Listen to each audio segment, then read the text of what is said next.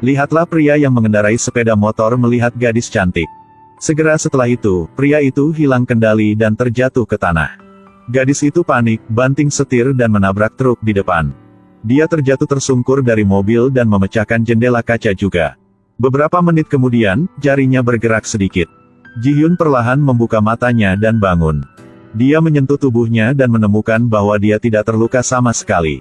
Saat itu, beberapa orang sedang mengerumuni mobil Ji-hyun.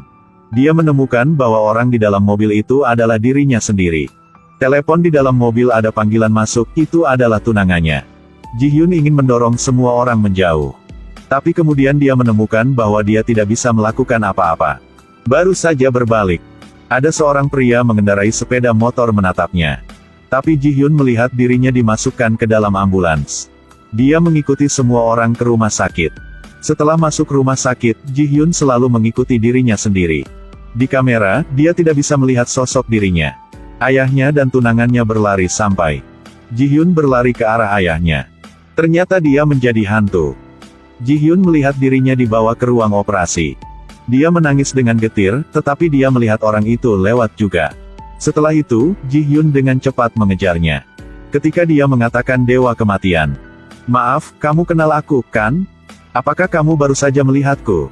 Hei Ji-hyun, apakah kamu memiliki masalah otak saat mengemudi?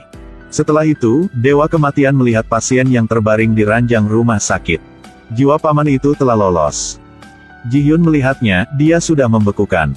Kemudian grafik detak jantungnya menjadi 0, jantungnya berhenti berdetak.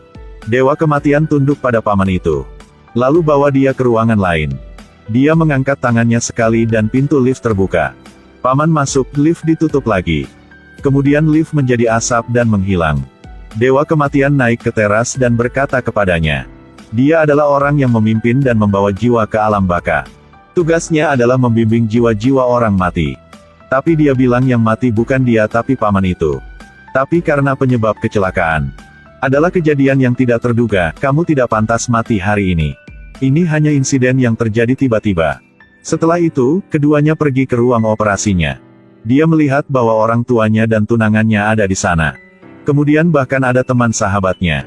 Dan bahkan teman-teman sekelasnya juga datang. Dokter berkata Ji-hyun akan berubah menjadi tumbuhan, otaknya sudah mati. Dewa kematian berkata padanya. Karena dia meninggal karena kejadian yang tidak terduga, ada cara lain. Salah satunya adalah pergi bersamanya ke lift samsara itu. Kedua, dalam 49 hari temukan 3 orang yang benar-benar mencintainya. Dengan begitu, Ji-hyun bisa kembali. Ini adalah suatu keharusan. Tapi harus menemukan 3 orang yang benar-benar meneteskan air mata untuknya. Ji-hyun mengatakan itu terlalu sederhana. Baru-baru ini, sahabat dan tunangannya semua menangis karena dia. Dewa kematian berkata dia berpikir mereka memang menangis karena dia. Kemudian membawa dia kembali ke pemakaman. Air mata ungu adalah simpati. Itu karena teman-temannya melihatnya mati muda. Air mata abu-abu mewakili penghiburan. Wanita ini meneteskan air mata karena kesopanan. Dan saudara perempuannya, air matanya berwarna putih. Itulah orang yang benar-benar mencintainya. 2 lainnya juga meneteskan air mata abu-abu. Kemudian Dewa Kematian membawa Ji-hyun ke toko serba. Gadis ini Yi Kyung, 28 tahun. Waktu kerjanya dari jam 2 pagi sampai jam 9 pagi. Dewa Kematian membiarkan Ji-hyun meminjam tubuhnya di siang hari. Tapi ada 3 syarat. Jangan beritahu siapapun identitas asli sendiri. Kedua, sebelum jam 12 malam untuk kembali ke rumah. Ketiga, jika Anda ingin menghabiskan uang, Anda harus mendapatkannya sendiri. Setelah itu, Ji-hyun pergi ke rumah Yi Kyung. Pinjam tubuhnya. Saat Ji-hyun memasukinya, dia tidak merasa familiar. Saat dia membuka pintu kamar mandi. Mengapa seorang gadis begitu sederhana? Ji-hyun memakai sepatu tua dan berkeliaran di jalan.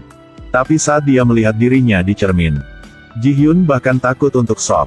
Baru kemudian dia menyadari bahwa ini bukan tubuhnya. Bahkan rambutnya terlihat seperti sudah lama sejak dia mencucinya. Wajahnya terlihat seperti baru saja dipukuli. Pada saat itu, Dewa Kematian juga berada tepat di belakangnya. Kemudian dia mengulangi 3 kondisi lagi. Lalu berikan Ji-hyun ponsel. Telepon apa ini? Anda memiliki 48 hari dan 3 jam lagi. Apa ini? 29 menit. Ini adalah waktumu yang tersisa. Dewa Kematian memberitahunya bahwa ada tombol darurat di sana. Hanya ketika itu benar-benar mendesak. Jika Anda melanggar 3 kondisi lainnya, atau apakah Anda dalam situasi berbahaya, pada saat itu, tekan 0 untuk menghubunginya.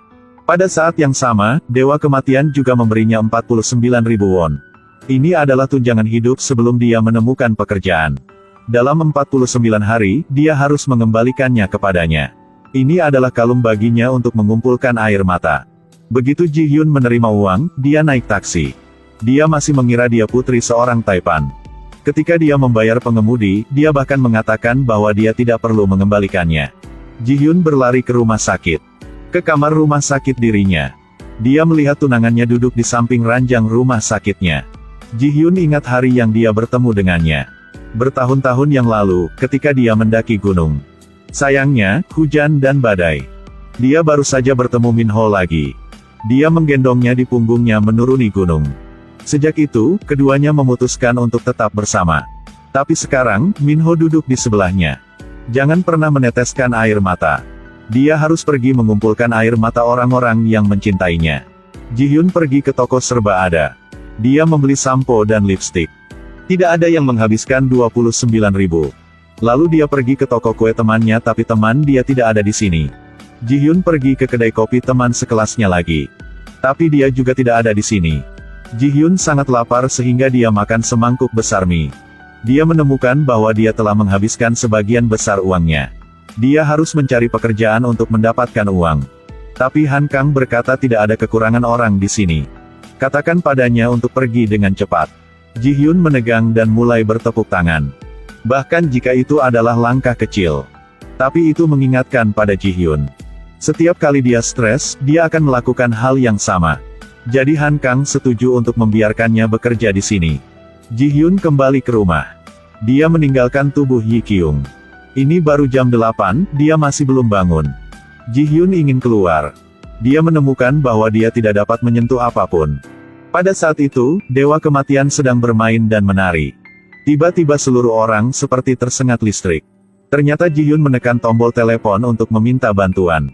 Dewa Kematian muncul di depan Ji Hyun. Tanyakan padanya apa yang terjadi. Ji Hyun bilang dia ingin Dewa Kematian membukakan pintu untuknya.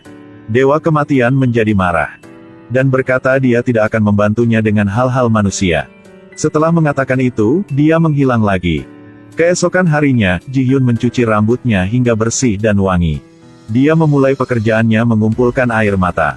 Setelah pergi ke kedai kopi untuk bekerja, dia berubah menjadi Ji Hyun berbeda. Kejutkan semuanya. Padahal itu tubuh Yi Kyung. Tapi Ji Hyun masih mencintai kecantikan. Bagaimanapun itu adalah jiwa Yi Kyung. Dia menjatuhkan pisaunya ke tanah. Kemudian ambil dan usapkan pada celemek. Saat membawa air, tangannya gemetar. Tuang air, tuangkan semuanya. Basah bahkan baju tamu. Han Kang buru-buru menarik Ji Hyun keluar. Tanyakan padanya apakah dia tahu cara bekerja. Apakah resumenya asli atau palsu. Dia menyuruhnya untuk segera pergi ke Hotel X untuk membuktikannya. Jika tidak, dia akan segera memecatnya. Setelah itu, Ji Hyun langsung lari ke Hotel X. Tidak menyangka Yi Kyung benar-benar bekerja di sini. Ji Hyun bahkan melihat tunangannya ada di sini juga. Dia dengan cepat berlari mengejarnya. Pada saat itu, sahabatnya juga berdiri di sampingnya. Tapi dia tidak mengenalinya. Ji Hyun melihat lift berhenti di lantai 18. Dari lantai 6 ke atas semua kamar hotel. Mereka berdua masuk ke lift bersama-sama. Ji Hyun menekan lantai 20 tetapi sahabatnya menekan lantai 18. Ji Hyun tiba-tiba mendapat firasat buruk. Saat dia mengikuti sahabatnya ke ruangan itu. Melihat tunangannya membuka pintu lagi. Seret sahabatnya ke dalam. Episode berakhir di sini, sampai jumpa di episode 2.